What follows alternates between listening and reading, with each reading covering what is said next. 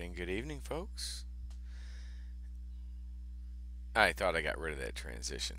So it's like, okay, well, I've made some nice little updates tonight. I believe the stream is broadcasting properly. However, Jay, how are we looking? I'm getting a thumbs up from Jay. I think he's still upset because I don't have a microphone for him. But if you guys would help contribute to our Indiegogo page, which you can find at a link to at the top of our victimoftheswamp.com website, which I will show you a link of right now. Where are you? Here we go.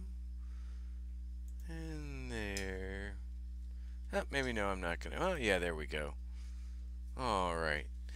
So let me transition over here. I'm getting better at this, folks. This isn't my day job here. Hey, I can even do... Okay, so here we'll do that.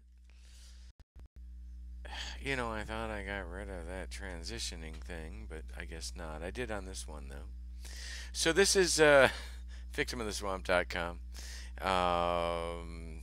Here I can even do an overlay with my mug on it. Oh my gosh. This isn't my day job, folks. I actually set these up for a company working with the Defense Department. I set up like the servers and stuff, though. I didn't really set up or do the production end of it.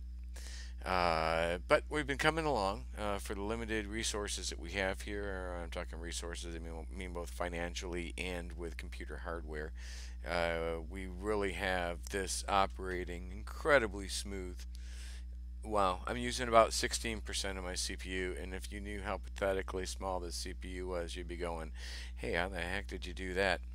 But, so this is victimoftheswamp.com, and if you go there, you can click right there for our Indiegogo campaign, where we're trying to raise money for a microphone for Jay. Actually, probably, a lot more than that, but let's just see if we can get a microphone for Jay and work from there. You can click subscribe, like, ring the bell, or whatever the heck you do on YouTube. I'm not really sure. It's all kind of new. Ooh, that's not looking good. But you can do all those things on by clicking there, going to our YouTube site. You can join our American Awakening group, and you can go down here and actually see I updated my picture there on the swamp. And from the swamp, you can click to like the Awakening site and all of that, right? So let me transition. I got some good stuff tonight, but I did not play the intro yet, which I redid a little bit. So I'm going to launch the new intro. I think it's going to work better this time. And I still got to get a good picture of Jay, so I know I'm missing that. But that's harder than you would think, even for the ShadowNet. Guard against the acquisition of unwarranted influence, whether sought or unsought, by the military-industrial complex.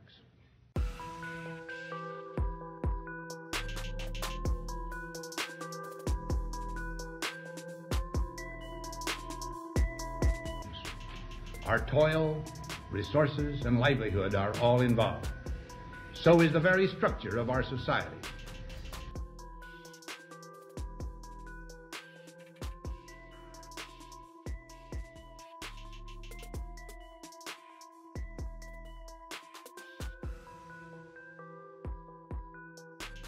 So I don't know, man. Yeah, I don't get that, man.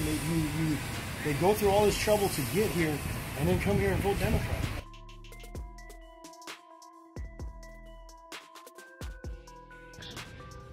The potential for the disastrous rise of misplaced power exists and will persist.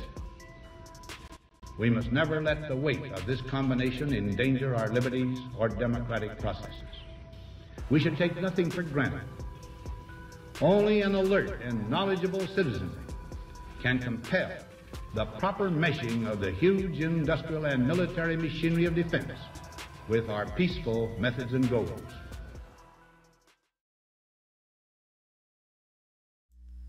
All right, folks, and I like to think that new opening says a lot, right? That's why we're here. Dwight D. Eisenhower, Republican president, tried to warn us a long time ago that although the military industrial complex is a very important and necessary part of our country, that can be debated, but I'm good with that, right? It's something that we have to be very mindful of because we're giving a lot of people a lot of power that may or may not be responsible for dealing with it, right? So, a good example of how this power can be used badly without even intentionally having it happen or thinking about it was with the War of the Worlds. I thought about that. I was thinking about that Sunday, and it made me think about really, that's the first time sort of a really mass scale new technology radio at the time. I think it was like 1932 psyop occurred. Take a look just at this for a moment, and then I'm going to go down through some interesting things with a new broadcast called Epic that I found. I sent them an email, and but let me bring you back here to another time. In the 39th year of the 20th century came the Great Disillusionment. Near the end of October, business was better. The war scare was over. More men were back at work. Sales were picking up. On this particular evening, October 30th, the Crosley service estimated that 32 million people were listening in on radios.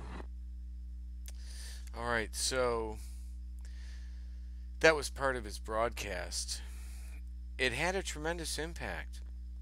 It wasn't intended to be anything other than a joke, but I've had people say, "You can't fool me. I'm too smart for this stuff." And to them I say, well, that might be true. A lot of people, social media psychological warfare is not going to have any impact on, right? But a lot of people, it's just enough of people that it does. Because on some people, they're extremely vulnerable. Look at the Jim Jones, right? Look at some of the examples we have in history of how vulnerable people are to suggestions. Now, the new era of social media and the ability to both collect and sort of data mine behavioral profiles to potentially use them to influence a narrative that someone's hired you to disseminate or project. I mean, it's happening. I helped pioneer it for a company called Dynology, owned by General James Jones, Obama's national security advisor, right? But there were other aspects of this that people don't really understand, and I'm trying to communicate. And as you guys can see, with all the the broadcasts and everything, I've really been going out of my way to try to put this together in a way that I can express what I see, having been through this, having pioneered this, having worked for 8 years with Obama's national security advisor, answering daily directly to his son, right? My concern about what we're seeing with the 2000 election, like with Paul Manafort and others, is answered pretty well in this epic video. I'm going to play this now. I don't think it's very long.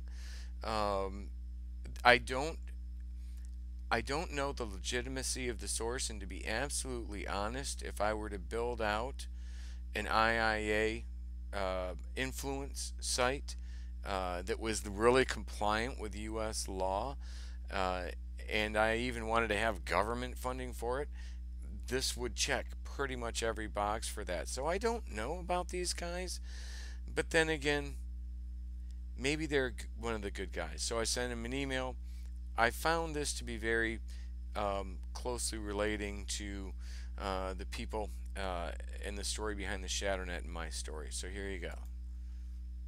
Hold Hold on 1 second here. Gotta make her visible, him gone. Both Lyshenko and Sitnik violated Ukrainian law. According to a January 11, 2017 investigative article by Politico headlined, Ukrainian efforts to sabotage Trump backfire.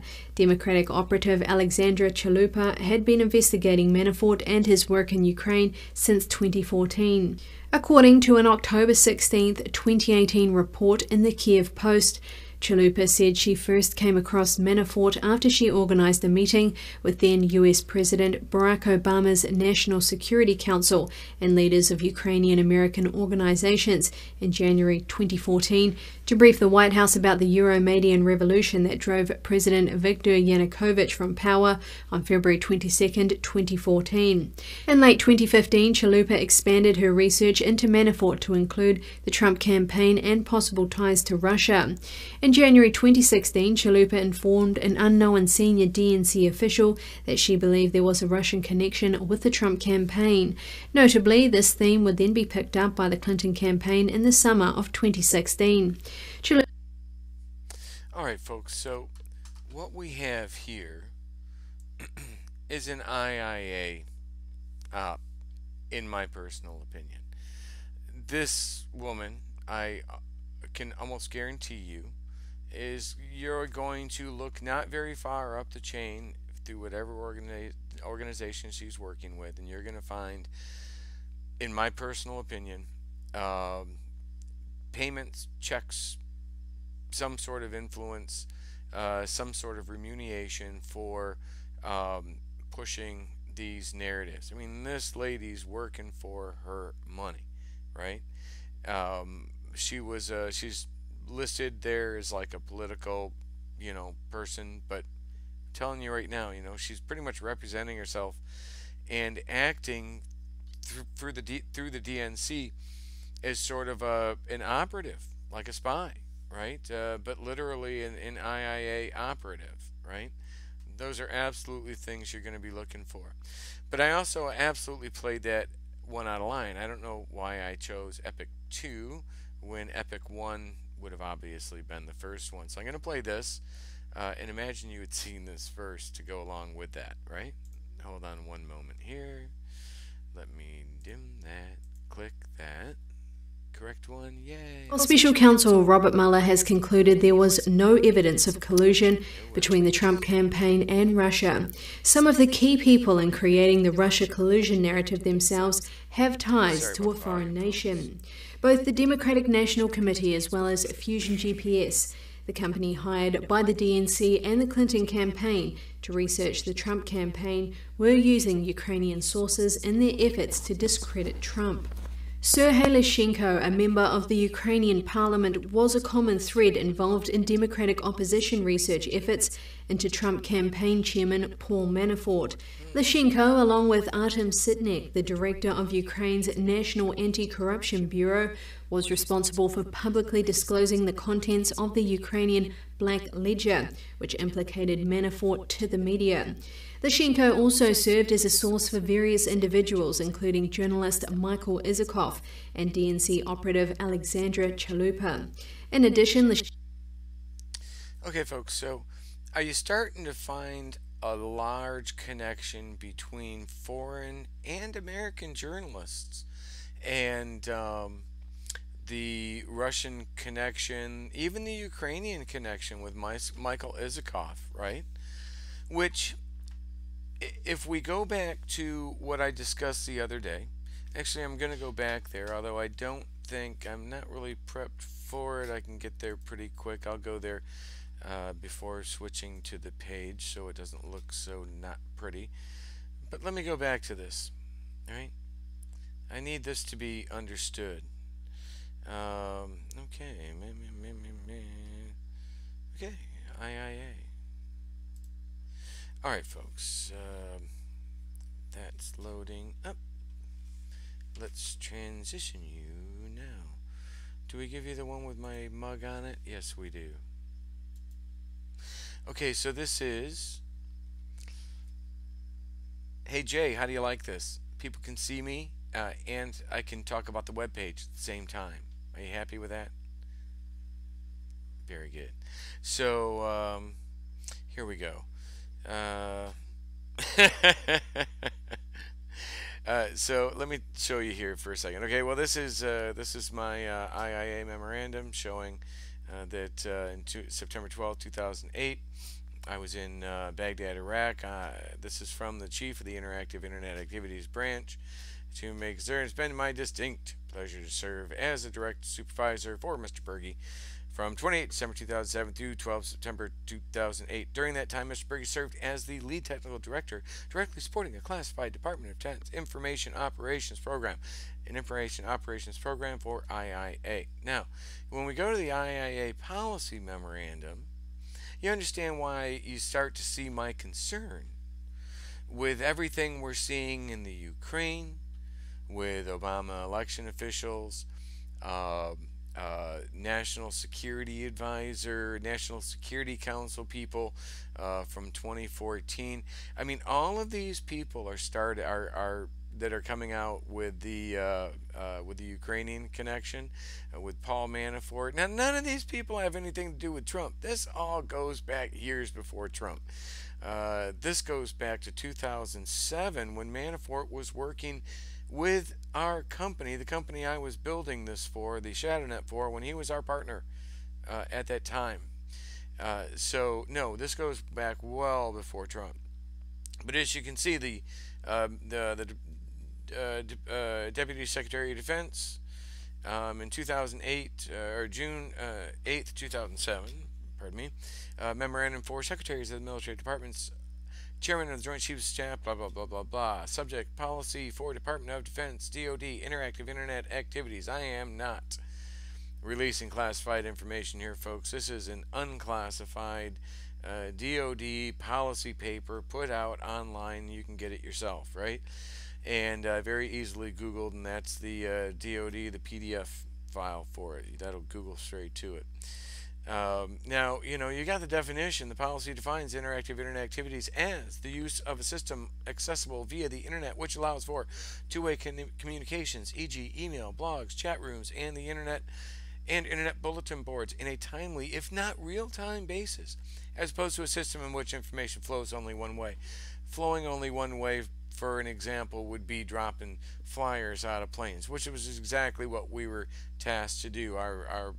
My purpose on that program was to help explore new ideas for social media psychological warfare. I won't go anything we may or may not have done, but I do go into the fact that the application we developed for taxpayer expense was kept by Obama's National Security Advisor, and that application, the ShadowNet, and its relational database, ISI, was then turned into components of that were then incorporated into another application called ClearForce.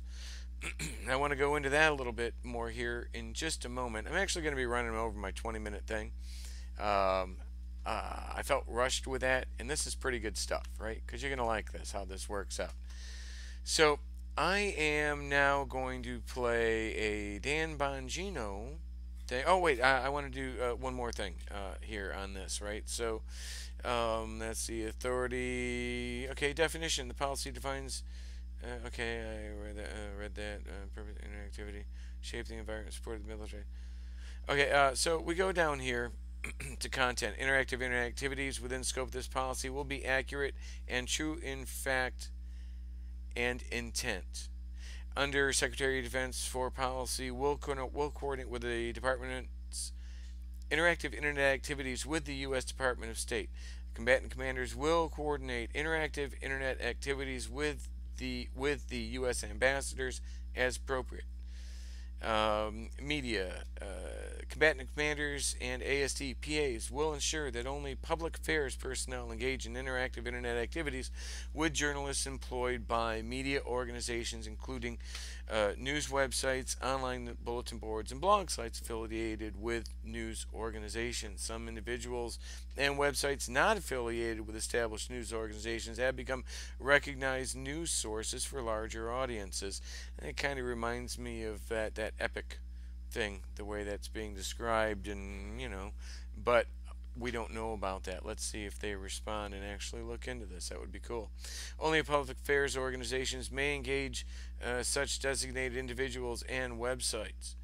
It is the responsibility of all combatant commanders to determine when the internet communications of specific individuals and websites rise to a level equivalent to a news organization. So it's all subjective to combatant commanders whether or not a news organization rises, or a journalist to that extent rises to the level of a news organization. Now, is a news is Sarah Sanders a news organization? Is Epic that you saw, is that a news organization? Is Dan Bongino? Is Judge Janine? I think I think some combatant commanders probably sitting around asking that same question. And I think we need to be asking that question before they do, right? Because a lot of laws, such as the Smith-Mundt Act, that this policy didn't have to address or worry about because there were other policies in place that protected Americans against propaganda by their government.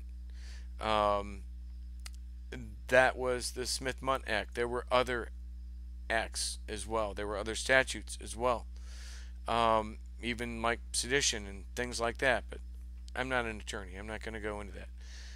There are other people. There's some people that make great comments. If you go to the American Awakening group page under the swamp, you'll see some people have made some really great posts. Wow, great, thanks, keep that coming. But so when you're looking at this, and then you look at contractor involvement, contractor task orders that provide support for approved interactive internet activities within the scope of this policy will fully detail the scope of the work and will provide for rigorous U.S. government oversight. I can attest to that. We did provide for rigorous U.S. government oversight at that time. Again, the regulations and rules we had to follow have largely been removed by the Obama administration with the essentially the removal of the Smith-Mundt Act, or what they called the Smith-Mundt modernization. No, what they did was wrong, right? So we need to fix that. Or y'all need to look at it and decide for yourself. But you should listen to me on that. So then you got attribution. All interactive internet activities within the scope of this policy, will be attributed according to one of three methods below. All OSD and military department interactive internet activities will be U.S. attribution only. So that means they have to have someplace on their website, someplace on there, that if this was put together by the U.S. government, that it was that it was the U.S. government or something to it. So that's attribution for it, right? U.S. attribution. This method, okay, all U.S. will be attribution only for military operations. Combatant commanders will determine the appropriate attribution method. So here you have combatant commanders determining whether or not this interaction with somebody online is legal, because how do you interact with someone online who and not potentially have an American see that and be influenced by it even years later, right? So when you got the Smith-Mundt Act and you have policies like this that kind of like give guidance to the DoD, how do you interact, even if you're interacting on a website in Afghanistan or Iraq or anywhere, right? Or in South America. If you're interacting on those websites, how do you ever do that in a blog site where you can be certain that an American would never be influenced by that? It's virtually impossible, but that's the task that we had. They solved that by removing the Smith-Mundt Act, in my opinion. And y'all need to look at that and be aware of that, right? Because what made our lives difficult, what we called the keys to the kingdom, is something that has since then resulted in things I believe, like I detected the use of IIA in the Michael Brown riots, right? Going back that far. And there are people that if the FBI or any intelligence agency that the Congressional Intelligence Committee that I've contacted, Nunes, if anybody would contact me back, I could explain to them in even greater detail things like that, right? So here's your attribution. Here's your non-attribution. This method allows for a combatant commander to disseminate information without a clear attribution. That means, oh, it doesn't say who it is. In fact, it could be, pretending who you are for all that matters.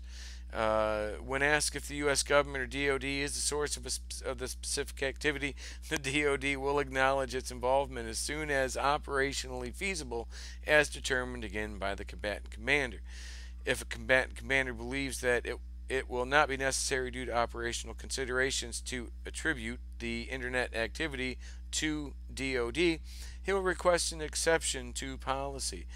This method is only authorized for named operations in the global war on terrorism, or when specified in other Secretary of Defense execute orders, right? So, if the stuff that I'm describing to you here in this IIA policy level does not sound exactly like the shenanigans going on with Paul Manafort over in the Ukraine, from everywhere from 2007, when I began this project, and he was partners with Dynology, General Jones's company, and Obama's national security advisor. I don't know how much closer you get to that. But from the time Manafort began his shenanigans then, hell, the company that I was developing this capability for was John McCain's IT company through the 2008 primary.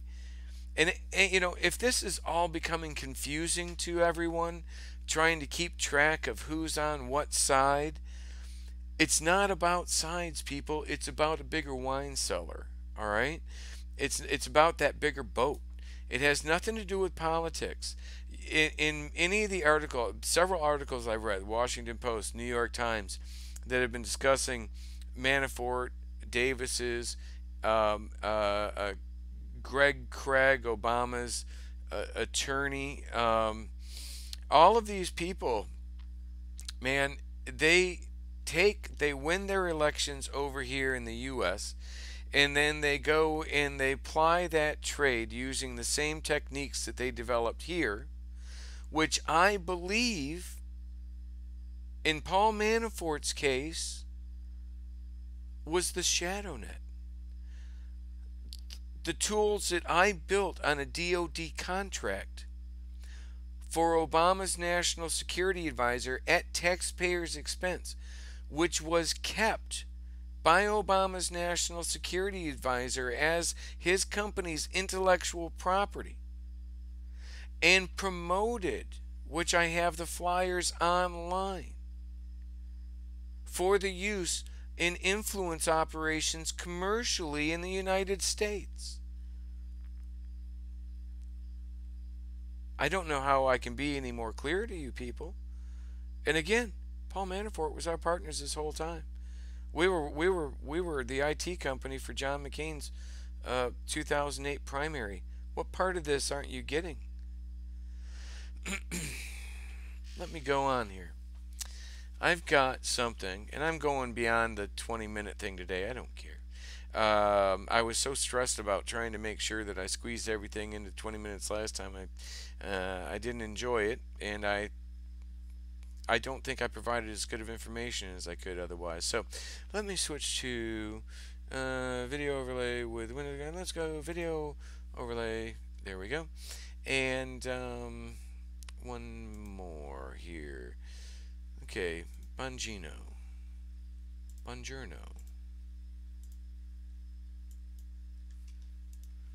And here. This thing is going to blow wide open. All right, let's get to question number one. Folks, I've emphasized to you from the beginning of this entire operation to take the Trump team down that it is not about Trump.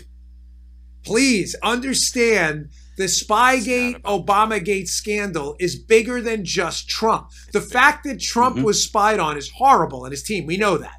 Contrary to what Chuck Todd and the conspiracy theorist tinfoil cap wearers in the media tell you, the spying scandal is very real. FISA warrants, national security letters, the use of human spies to spy on Trump team. What if I told you that was not the biggest part of this?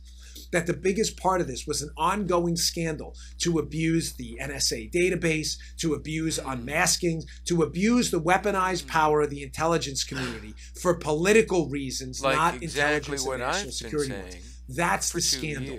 What's unanswered question number one that will tie this all together? Ladies and gentlemen, we saw in April of 2017, the FISA court was asked by Mike Rogers, the head of the NSA, to look into abuses of the database that stores texts, emails, and everything on U.S. citizens. Text, emails, and everything on U.S. citizens. You know this if you're a listener. You know this from my viral speech.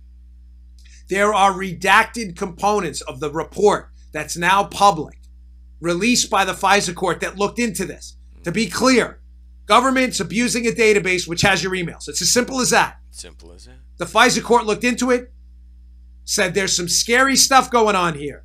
There were a number of queries into this database. In other words, using it for reasons not appropriate. One of the things they found was that private contractors working with the FBI had access to this system and were engaged in some of these abuses. Question number one, who were those private contractors? Who were those private contractors? Dan Bongino, who is really good at this, although I think Epic is starting to pull ahead of him with, wow, you guys are on the ball. They probably just like recording Bongino's and putting it on there. No offense. But these guys are so close, but they keep missing that level above. Like, and literally Bongino said he's coming out with his book, and in his book he's going to have, you know, this person as being the ringleader. I'm sorry, Mr. Bongino. I believe that ringleader is actually a couple steps up. I worked with these guys for about 8 years, right? I don't have direct evidence of this, but I can tie the programs that I was working on in the exact same capabilities. What the ShadowNet is the exact same thing we indicted the 13 Russians for. The exact same thing that the FBI, right before President Trump was meeting with Putin, indicted 13 Russians for. But what they did in that process was threw me and everyone on my team under the bus, who built this same capability for Obama, right? Didn't he? Which is an unheard of thing to do in this community, right? Because they do things to us, we do things to them. This has always traditionally been dealt with behind the scenes. But, you know, there are people just desperate, acting desperately at that time within the top leadership at the FBI, and I believe they didn't care about folks like us. You know, they just cared, the only thing they cared about was hurting Trump. And you know, bravo on them, they did a pretty good job, but they weren't as organized as they should or could have been. I want to remind you of what he just said about like the emails and such, okay? And the contractors. I totally agree with Dan Bongino on that. And of course, if that's where the information is leading, then might I suggest this is one possible option of where you would look for that evidence to go. Because if somebody robs a bank, what's the first thing the police department does? They look around the area, however many miles, 50, 100 miles, and they see if anybody's recently been released or who knows how to rob a bank or has robbed a bank in the past, right? So the gang of folks that I'm talking about right here, although I do not have direct evidence in their involvement in this, they all have the same skill set and own the exact equipment necessary to have done this. And like who else has that, right? So there's so many coincidences, but what I wanted to show you here was there was a project called Trailblazer that Michael Hayden was at in the middle of, right? Let me transition over to this with overlay right now. Bing. Okay. So the Trailblazer project, this was really Michael Hayden's baby when he was the head of the CIA under Obama back in like 2009, I believe. Well, actually before that, but he tried to reenact it then. And Trailblazer was basically, there it is, in 2005, NSA director Michael Hayden told a Senate hearing that Trailblazer's program was several $100 million over budget and years behind schedule. In 2006, the program shut down after having cost billions of dollars. Several anonymous NSA sources told Newsweek later the project was a wasteful failure, right? But from what I understand, Michael Hayden didn't give up this project, and actually a little bit later was something to do, I think, about this time. In 2010, Drake was indicted by the U.S. Department of charges information violating espionage. There's something else in here where Hayden was actually involved with trying to get the Trailblazer project going. But nonetheless, this was a project that Michael Hayden was familiar with, right? And what is that? A collection. Trailblazer was collecting text emails and things like that. Largely, not really voice recordings or anything, but text emails, things like that. So, to that, I give you ClearForce, all right, which we've discussed before. Components of the ClearForce was developed. It started out as an application, and the application was built by ClearForce. It started back in 2013, and the ClearForce application had components of the ShadowNet and of ISI taken from it and built into additional features like real-time criminal background checks. You get pulled over for a ticket on Saturday, your boss is going to have that information on Monday. Real-time financial, credit, medical, travel, right? All of these things, both inside and outside of your work, have been incorporated in including your social media, right? Have been included in this mass surveillance, this mass collection of data.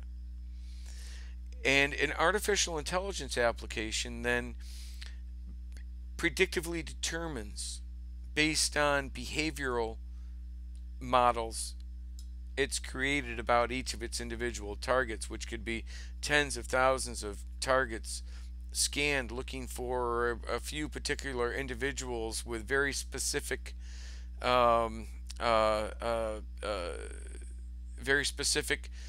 things that would be extremely favorable towards like a socially engineered influence operation, right? So you can pick these people out. Like, let's say you were trying to covertly influence somebody to go and start shooting out the window in a Las Vegas hotel building. All right. Well, one way you could do that is by having a system that scanned tens of thousands of profiles and combined all of those profiles with medical and all of these things. Even I'm going to go out and suggest that a lot of these contracting companies have the ability to connect to intelligence databases, which if you scan through their websites, they actually imply that they do. All right.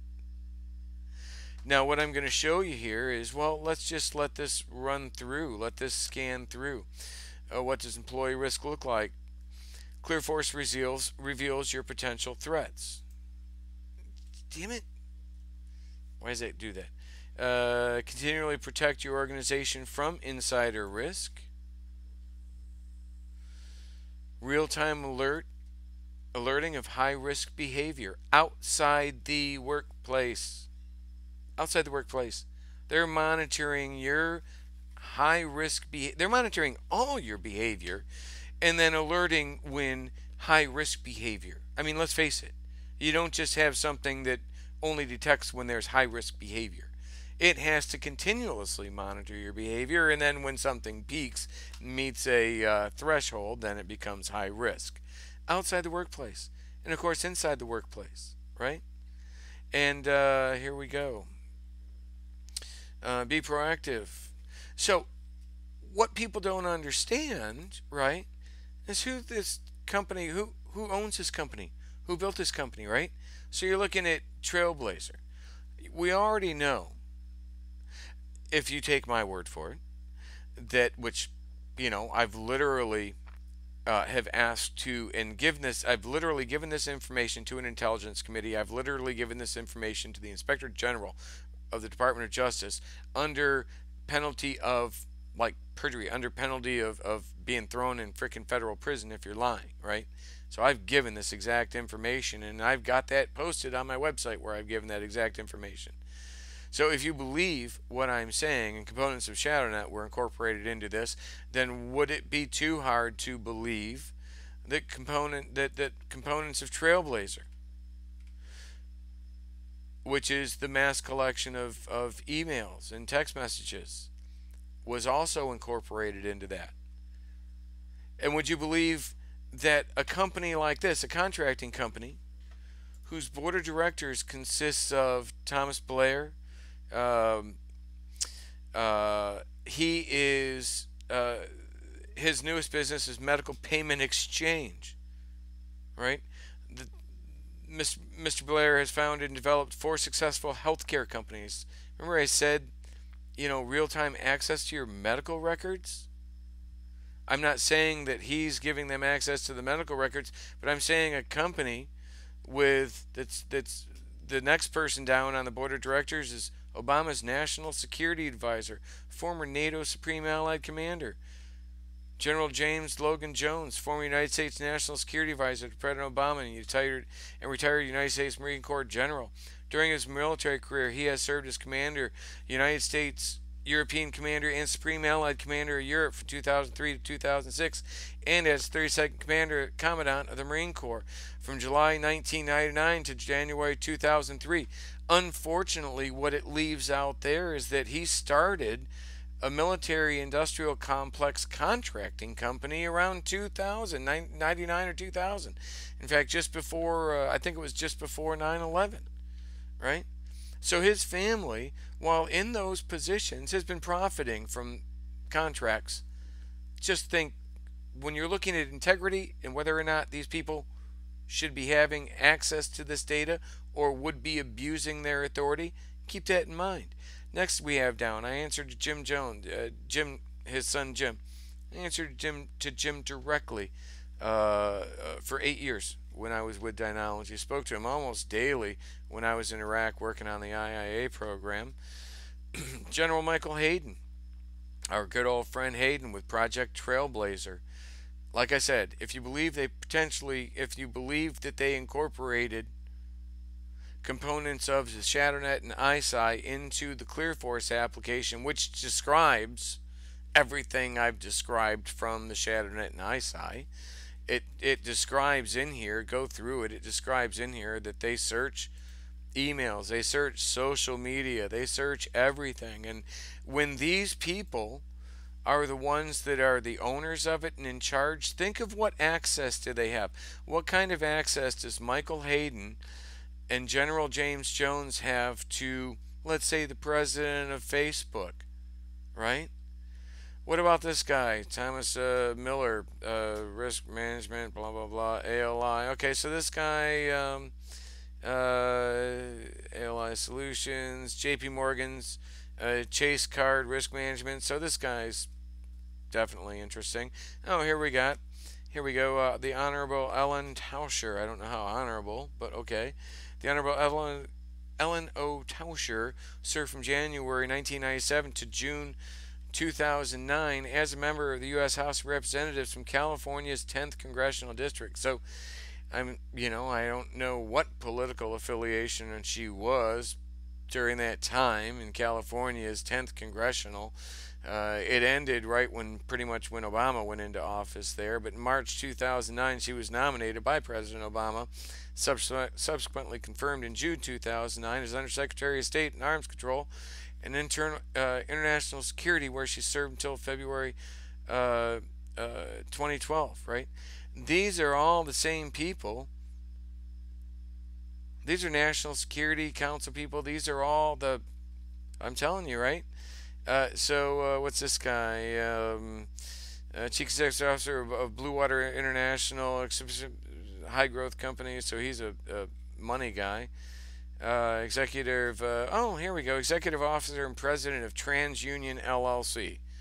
Oh, this guy should be on the board of directors of ClearForce, which is a company that scans pretty much everything in your life beyond what you would even assume. And I'm saying, right, let me do this here real quick. I want to go back to what Bongino said. I'm sorry, give me one moment here. Overlay with media right, Bongino. This thing is going to blow wide open. All right, let's get to question number one. Folks, I've emphasized to you from the beginning of this entire operation to take the Trump team down that it is not about Trump. Please understand the Spygate, Obamagate scandal is bigger than just Trump. The fact that Trump was spied on is horrible, and his team, we know that. Contrary to what Chuck Todd and the conspiracy theorist tinfoil cap wearers in the media tell you, the spying scandal is very real. FISA warrants, national security letters, the use of human spies to spy on Trump team. What if I told you that was not the biggest part of this? That the biggest part of this was an ongoing scandal to abuse the NSA database, to abuse unmasking, to abuse the weaponized power of the intelligence community for political reasons, not intelligence and national security ones. That's the scandal. What's unanswered question number one that will tie this all together? Ladies and gentlemen, we saw in April of 2017, the FISA court was asked by Mike Rogers, the head of the NSA, to look into abuses of the database that stores texts, emails, and everything on U.S. citizens.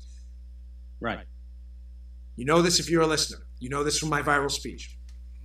There are redacted components of the report that's now public, released by the FISA court that looked into this. To be clear, government's abusing a database which has your emails. It's as simple as that. The FISA court looked into it, said there's some scary stuff going on here. There were a number of queries into this database. In other words, using it for reasons not appropriate.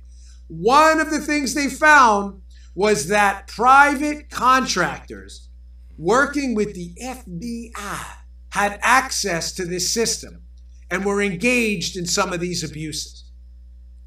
Question number one, who were those private contractors? Answer. I give you ClearForce. I don't understand how the people here who are all connected, General James Jones, he was the chairman of the board for Atlantic Council. Do you realize how many areas the Atlantic Council, how many different people, how many different companies? You've got CrowdStrike. I think Bruce and Nellie Orr are connected to. These are people at the highest levels of Atlantic Council. I've got 8 people on a chart, all directly tied to within one person or very next person to my ShadowNet that are tied to the Mueller indictments, right? And not one person was a friend of Trump's. This has all been a setup for Trump from the beginning, and it's by the people that I worked for, in my personal opinion.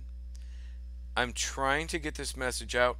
I, for the life of me, can't get Nunez or anybody to respond. That would be really nice if I could. folks. If you guys could help me with this, I'm deeply concerned at the level of the corruption. We're being told that there's corruption. We're being told there's a swamp that needs to be drained. But I think a lot of us are trusting a lot of people we shouldn't be trusting right now. And to be honest with you, I have not a clue who should be trusted.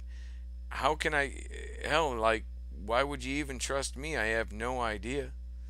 But there's no less reason to trust me, I'm telling you right now, than there is to trust Fox News or anybody else out there, MSNBC or any of these people. Like I said, I sent something out to that company and that media company that I showed here. What's the name of it? Epic, right? And let's see if they respond. I'm going to share a link to this. I guarantee you, if these people sat down with me for 20, 30 minutes, they would start to see the connections that they're missing.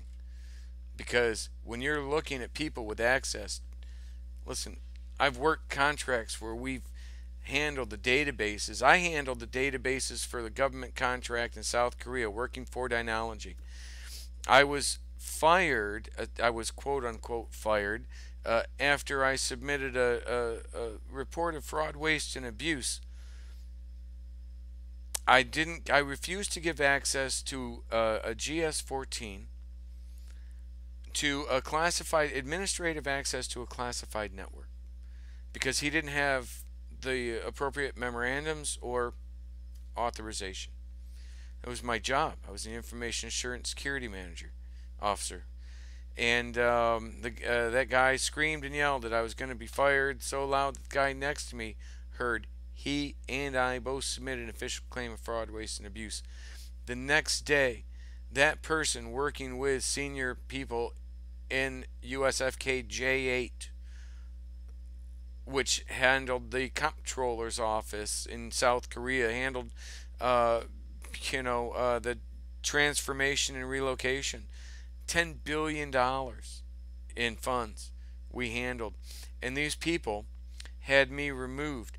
What they did was, the day after I filed an official claim of fraud, waste, and abuse on them, they got together with the program manager, the company, the Agility, the prime on the contract. Dynology was a sub on the contract. I went to the president of the company and I said, listen, these guys are freaking, they're totally, this is whistleblower abuse. I filed a complaint, and they modified the contract, removing only my position, right? Only the requirement for my position on a $12 million contract. 3 days after I was gone, they modified back the contract back to its original requirements, and I was replaced. How is that not, at the very least, wouldn't you suspect, like, wow, the day after two guys filed an abuse of fraud, waste, and abuse, and one guy decided to shut up and another guy refused to, one day after that, this happens, and the same people that did that, and that's because I refused to give access to someone. I was protecting our national security, right? And these people put company before country. And they said, you are upsetting the client. You can't upset the client. But the client is asking for administrative access to a classified network he doesn't have access to, right? So you don't fire me for doing that. You reward me. You give me the best damn parking spot in the whole place, because I'm like the only one there doing my job. I am the exception. Doing the right thing is the exception, not the rule when it comes to contractors on these things. So when you've got Bongino talking about contractors handling the NSA database, these are the guys who are going to be having the contracts doing it. And if you think that they are in at all any compliance with the contracts that these NSA contracts that they're maintaining, forget it. Look at what happened to me. And you look at what happened to me, and then look at who's in charge of these, who owns these companies, and these companies are now in charge of access to our, like, intelligence databases, right? So Bongino, you're looking for who would do this? I'm giving it to you right here. And I really wish you would call me back on this. I really wish somebody would get this to them. Right? Or Epic News. You investigate my story, you're not going to be able to question a lick of it. I can verify every single thing I say with well-documented, time-stamped, unaltered metadata. I mean, hell, I was a knowledge management and a content management officer for the Department of Defense for 10 years. I have everything well documented, and if you can't see the connection, I can't help you here. But this is good stuff, and I think a lot of you do. So those that do, share this. Help get me a classified briefing with the Congressional Intelligence Committee and or the Senate Judiciary Committee. Help make sure that the IG processes my complaint, a complaint made under oath, under penalty of perjury. So if you're going to put somebody, if you're going to put me under penalty of perjury and I submit something like that to you, y'all need to follow up on it and contact me back and maybe ask me one damn question. Maybe let me know you even received it in the last 2 months that I've submitted it 2 times. Ladies and gentlemen, you know, there's not going to be some knight in shining armor that's going to come and save you. You're going to have to take this on yourself, like we did a couple hundred years ago when our country was under attack. It is under attack right now by the same people that Dwight D. Eisenhower was trying to warn us about. And on that, I'm going to leave you with my new intro as an exit with the immortal words of Dwight D. Eisenhower. Thank you very much for this extended time. Please subscribe, like, share. Please hit our Indigo site. We are desperately trying to raise some extra money to be able to make this happen, and I think it's coming along pretty good. I'm able to really articulate what I'm trying to show you guys based on my personal experiences in a way that I'm hoping is indisputable and starts holding people accountable. So thank you very much. Thank you, Jay, for making sure everything went well with the stream, and y'all have a very blessed and wonderful evening. Good night. Guard against the acquisition of unwarranted influence, whether sought or unsought, by the military-industrial complex.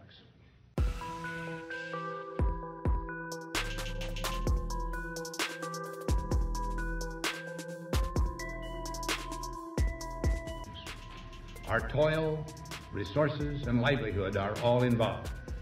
So is the very structure of our society.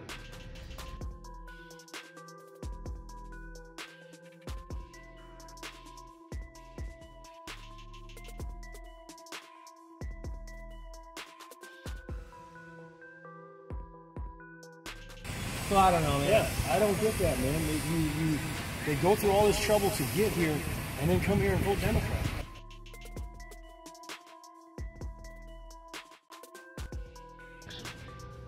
The potential for the disastrous rise of misplaced power exists and will persist. We must never let the weight of this combination endanger our liberties or democratic processes. We should take nothing for granted. Only an alert and knowledgeable citizenry can compel the proper meshing of the huge industrial and military machinery of defense with our peaceful methods and goals.